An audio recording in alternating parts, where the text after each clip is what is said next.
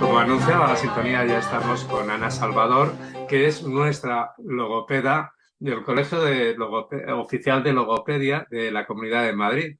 Hola, Ana, ¿qué tal? Hola, buenos días, ¿qué tal? ¿Cómo estáis? Bueno, pues estamos todavía en esa etapa inicial en la que empezamos a observar a nuestra niña, a nuestro niño, y nos quedamos ahí en el 0-2. Eso es, hoy vamos a ver cuáles son las principales señales de alerta que tenemos que tener en cuenta como familiares para, bueno, saber si realmente nos debemos empezar a ocupar, que no preocupar, o todavía no es necesario. Fenomenal, porque a veces oímos algunas señales y pensamos que cualquiera de ellas puede ser, eh, pues, que nuestra niña, niño lo tenga y sin embargo, Mm. pues no, hay que estar más tranquilos. No obstante, hay que observar lo que vamos a ir viendo. Empecemos por un tema de las edades cronológicas. La edad real del niño es la misma que la de la que marca el calendario. No, porque tenemos que tener en cuenta que hay niños o niñas que nacen tempranamente, antes de llegar a la semana 40 de gestación. Entonces, cualquier profesional que tenga que identificar una dificultad, lo que vamos a tener en cuenta es la edad corregida. ¿Esto qué es? Bueno, pues tengamos en cuenta un ejemplo de un bebé que nació hace 3 meses. Su edad cronológica sería 3 meses, pero cuando nació en la semana 32 de gestación. Es decir, se adelantó 8 semanas o lo que es lo mismo, 2 meses. Por lo tanto, su edad corregida es un mes. Y los profesionales de la salud que rodean al niño, el pediatra en concreto, que es el que va a ir haciendo ese chequeo, va a tener en cuenta la edad corregida, no la edad cronológica. Entonces, el bebé, aunque tenga 3 meses de edad, digamos, de vida, para nosotros vamos a tener en cuenta que tiene un mes, ¿vale? Entonces, para que eso lo tengan en cuenta todos los familiares, cuando estemos hablando de hitos del desarrollo, pues si su bebé tiene 6 meses, pero realmente su edad corregida es de 3, pues que tienen que adecuarse a ello, ¿vale? Ujú. Eso es importante. Fenomenal. Pues, ¿cuáles son los puntos que vas a destacar hoy? Pues mira, vamos a ver 4 puntos clave que nos suceden o que podemos identificar en estas etapas de 0 a 2 años, que son la sordera, el diagnóstico de autismo o TEA, el diagnóstico de retraso del lenguaje y el diagnóstico de TEL o trastorno del desarrollo del lenguaje, ¿vale? Entonces vamos a empezar por la sordera porque además es el más, entre comillas, fácil de detectar.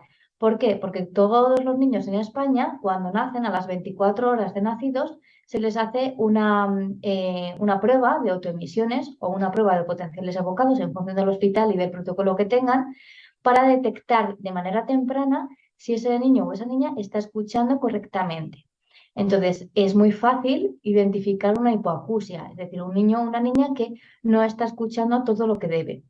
Aún así, tenemos que tener en cuenta que puede ocurrir que en esta prueba nos dé todo fenomenal, pero pasados unos meses, pues tengamos muchos episodios de otitis, lo que llamamos otitis recurrentes, y esas otitis pueden mermar, en cierto modo, la capacidad auditiva del bebé. Entonces, sí que si los papás o los familiares detectan que ese niño o esa niña está teniendo muchas otitis, bueno, lo primero que va a hacer el pediatra, obviamente, es derivar al otorrino y el otorrino va a ser el que valore. Pero aún así los papás sí que tienen que estar atentos, bueno, pues ver si su bebé, pues cuando hay un ruido se sobresalta o cuando le llaman se voltea para ver a sus papás, ¿vale? Entonces, pues tenemos que estar bien atentos a que tengamos claro que nuestro hijo o nuestra hija está escuchando correctamente. Generalmente, bueno, la hipoacusia no tiene una incidencia alta, por lo tanto es muy raro que haya un bebé sordo, pero bueno, se detecta bastante temprano y, vamos, es bastante llamativo cuando un bebé no está escuchando. Por lo tanto, bueno, Mm. ahí estar tranquilos porque hay un montón de formas para luego corregir y poder conseguir que ese bebé pueda escuchar de otra manera diferente, ¿vale? Audífonos o implantes cocleares y demás. Eso ya se valorará si realmente llega ese momento de que hay una sordera como tal. Mm. Falta mucho crecimiento todavía. Eso es, sí, sí, sí. y mucho desarrollo también del lenguaje todavía por delante. Más adelante tendríamos el diagnóstico de TEA, de trastorno del espectro autista, ¿vale? Esto es algo que a las familias les preocupa mucho y es verdad que vemos como una oleada de familias que vienen con esta preocupación. Sobre todo ahora con la pandemia, bueno, pues que hemos estado mucho tiempo los niños y las niñas en casa, entonces su entorno no ha sido todo el estimulante que podría haber sido si no estuviéramos en esta situación. Entonces vemos un montón de características de, ay, mi hijo lo cumple o mi hija lo cumple. Bueno, ¿qué va por delante? Primero, que todas las cosas que voy a ir nombrando pueden suceder en todos los niños y en todas las niñas en varios momentos de su desarrollo y no quiere indicar que haya un diagnóstico de autismo, ¿vale? Entonces, el diagnóstico de autismo es algo complicado, es algo serio y es algo que realizan varios profesionales. Normalmente, pues es un equipo multidisciplinar, el pediatra, el neurólogo, el psiquiatra, el logopeda, el psicólogo. Es un equipo multidisciplinar el que realmente hace ese diagnóstico de autismo. Entonces, aunque yo vaya a dar indicadores, por favor, que nadie se asuste, que todos estos indicadores pueden aparecer en todos los niños y no quiere decir que haya un autismo, ¿vale? Pero Ujú. bueno, es verdad que el diagnóstico temprano lo podemos encontrar a los 18 meses cuando es un autismo como muy severo o muy llamativo, pero yo voy a ir nombrando algunas cosillas y vuelvo a repetir que nadie se me asuste. ¿Qué es lo que Fundamental. tenemos que ver? Bueno, pues antes de los 12 meses, pues que hay una ausencia de la mirada hacia otras personas, no hay una sonrisa social que suele aparecer entre los 2 y los 4 meses y en estos niños no aparece, no le interesan los juegos como el cucutrás, ¿vale? O no lanza los brazos para ser cogido. Vuelvo a decir, son indicadores, no quiere decir que si nuestro bebé los tiene, tenga autismo, ¿vale? Después de los 12 meses, ¿qué nos podemos encontrar? Pues que no hay apenas contacto ocular, lo evitan, no miran hacia donde se les señala, no responden al nombre, hay una ausencia de ese lenguaje primario, de ese balbuceo, no responde, o sea, o responde de una manera diferente ante estímulos auditivos, a lo mejor ante un ruido muy fuerte no se sobresaltan y sin embargo ante un ruido más liviano o yo qué sé, el ulular del viento, pues sí que se sobresaltan, nos asustan, ¿no? Ujú. Nos señalan, nos muestran objetos. Todo esto son indicadores. Que aparezca uno no nos dice nada, porque para que exista un diagnóstico de autismo tienen que aparecer muchos de ellos y además otras cosas, otros aspectos que valorarán los profesionales que se encargan de ello. Bueno, es una realidad que empieza a ser atendida en los centros educativos Ujú. y, y bueno, pues se amplía el número de posibilidades de que todo vaya a ir pues bien encaminado.